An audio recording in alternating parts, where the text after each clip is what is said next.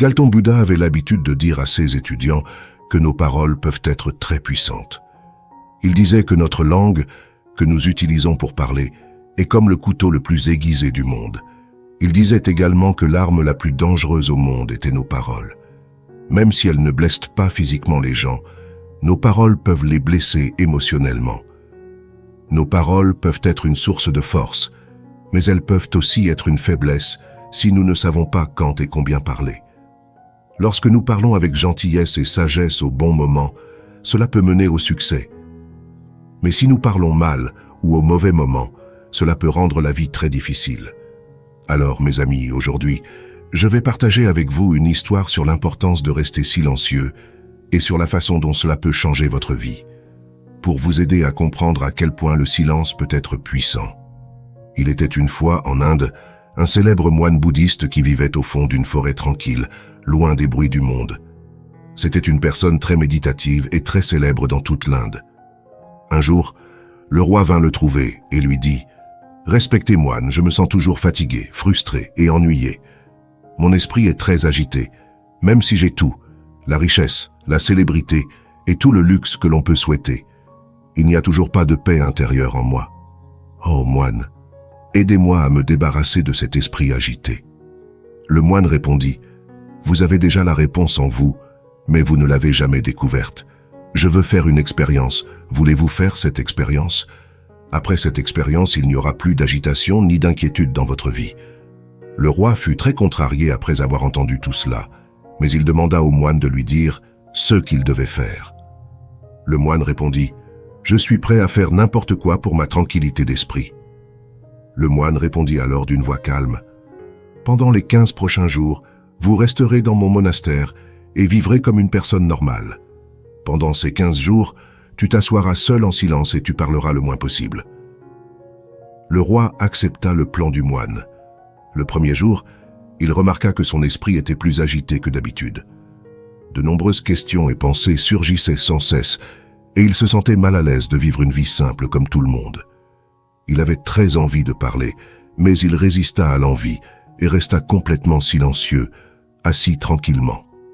Cependant, au fur et à mesure que la soirée avançait, il a commencé à ressentir un sentiment inattendu de calme et de bonheur. Cette expérience le laissa perplexe, car il ne comprenait pas pourquoi son agitation s'estompait.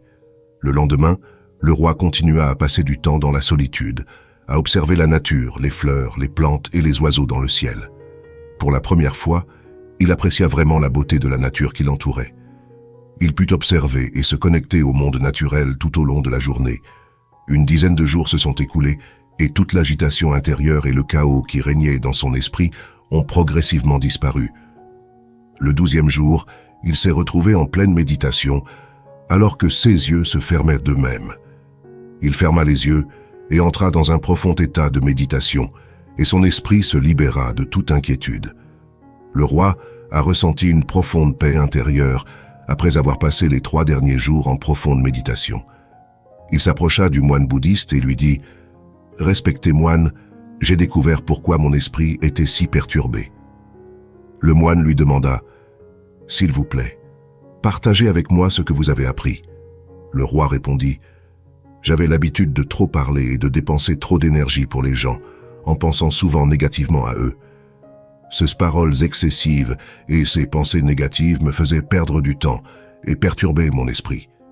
En raison de ce comportement, je n'étais pas en mesure d'accomplir mes tâches de manière efficace et j'ai commencé à échouer dans presque tous les domaines. Ces échecs continuels me rendaient encore plus malheureux et je me mettais facilement en colère. Cela a continué à avoir un impact négatif sur ma vie. Cependant, cette quinzaine a été une expérience transformatrice. J'ai maintenant l'impression de vivre pleinement ma vie et j'ai réalisé qu'avant cela, je ne la vivais pas de la bonne manière. J'ai également réalisé qu'il n'est pas nécessaire de forcer la méditation, qu'elle se fait naturellement. Le moine bouddhiste a mentionné qu'il n'y a pas que le roi. Beaucoup de gens dans le monde parlent trop. Aujourd'hui encore, de nombreuses personnes utilisent la parole pour blesser les autres, et cet excès de parole continue à causer des problèmes dans leur vie. Le moine a expliqué au roi l'importance de rester silencieux. Il raconta l'histoire d'un étudiant qui demanda un jour à Gautama Bouddha pourquoi il se taisait si souvent. Bouddha répondit « Je me tais pour aller au plus profond de moi-même. Le silence est le premier pas vers une véritable connaissance de soi. Sans silence, la découverte de soi est impossible. La première étape consiste donc à se taire, à ne parler que lorsque c'est nécessaire, et vous verrez que la plupart de nos paroles, 90%, sont nuisibles. Il aurait été préférable que les gens ne parlent pas trop. Cela aurait pu réduire environ 90% des problèmes. Lorsque les gens deviennent plus calmes, il y a moins de bagarres, moins d'agitation et moins de disputes.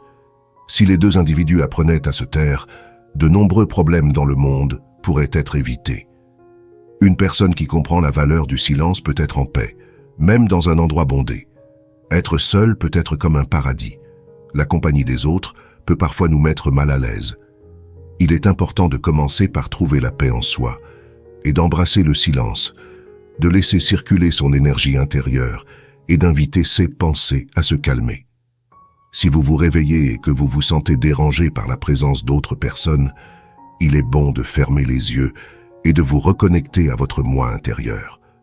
Vous trouverez un sentiment de fraîcheur en vous, car c'est là que votre vie prend sa source. Elle n'est pas dans quelqu'un d'autre, elle vient de la même source que vous. Lorsque personne d'autre ne peut vous emmener à l'intérieur, vous devez y aller vous-même. Regardez donc à l'intérieur de vous, car vous êtes le chef suprême de votre monde intérieur. C'est là que commence la vie et que naît le bonheur. En regardant à l'intérieur, vous trouverez les profondeurs de la vie et toucherez même la notion de mort. Ce voyage intérieur, c'est comme regarder sa propre vie passer par des hauts et des bas, comme le soleil qui se lève et se couche. Chaque fois que vous ferez ce voyage intérieur et que vous reviendrez, vous vous sentirez revigoré. C'est comme se sentir rafraîchi après un bon bain. De la même manière, lorsque quelqu'un prend le temps de se calmer et de réfléchir à ses pensées, il se sent souvent plus calme et plus heureux par la suite.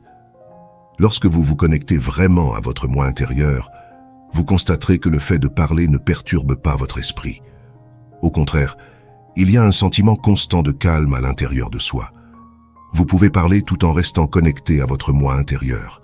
Vous pouvez utiliser des mots sans rompre votre paix intérieure. Lorsque vous faites cela, les mots ont une belle qualité comme la musique et tout est en harmonie.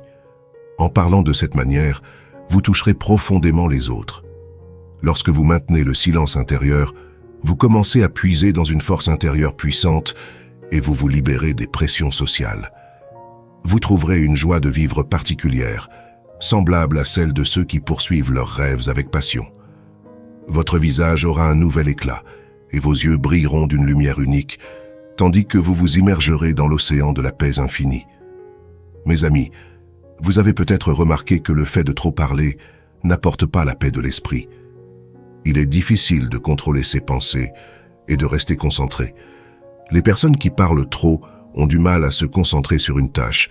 De ce fait, elles ne peuvent pas accorder toute leur attention à leurs objectifs et ne parviennent souvent pas à comprendre le véritable sens de la vie. Il leur est donc plus difficile d'atteindre le succès de leurs désirs. En outre, vous avez peut-être remarqué que ceux qui parlent trop sont parfois moqués par les autres, alors que ceux qui parlent moins et gardent leurs mots pour eux gagneront le respect des autres. Les gens ont tendance à prêter attention à ce que dit une personne et à se fier à ses paroles. Cependant, une personne à l'esprit dérangé a généralement du mal à réussir parce qu'elle ne s'intéresse pas vraiment à son travail. La véritable intelligence consiste à savoir quand et quoi dire, et ceux qui développent cette compétence ont tendance à réussir dans de nombreuses situations. Une personne qui parle moins souvent devient le centre d'attention et a tendance à réussir dans diverses activités. Lorsque nous examinons les qualités des grandes personnes, nous constatons qu'elles utilisent peu de mots, qu'elles réfléchissent soigneusement à ce qu'elles disent et que cela contribue à leur succès. En revanche, nombreux sont ceux qui parlent excessivement, ont souvent recours à la malhonnêteté et répandent des propos négatifs sur les autres, ce qui peut nuire à leurs relations et à leur réputation. C'est pourquoi les personnes qui leur sont proches essaient souvent de les éviter et de s'en éloigner. Dans les textes anciens de différentes cultures, il est souvent question de la manière dont nos paroles reflètent nos croyances et nos valeurs. Le silence nous aide à être patients, ce qui nous rend plus conscients. La méditation peut nous aider à mieux nous comprendre. Alors, mes amis, je vous suggère de passer au moins 20 minutes dans la solitude chaque jour, Cela peut apporter de nombreux changements positifs dans votre vie. Alors que vous arrivez à la fin de ce voyage zen, je vous invite à faire partie intégrante de notre communauté Zen Inspire. Si vous avez trouvé de l'inspiration dans cette histoire, soutenez-nous en appuyant sur le bouton j'aime, en la partageant avec vos amis et en laissant un commentaire ci-dessous avec vos pensées ou toute histoire zen que vous aimeriez entendre ensuite. Et pour d'autres moments de motivation et de réconfort, n'oubliez pas de vous abonner et d'activer les notifications. Votre engagement est le moteur de notre voyage. Merci de parcourir ce chemin de sagesse et d'illumination avec nous.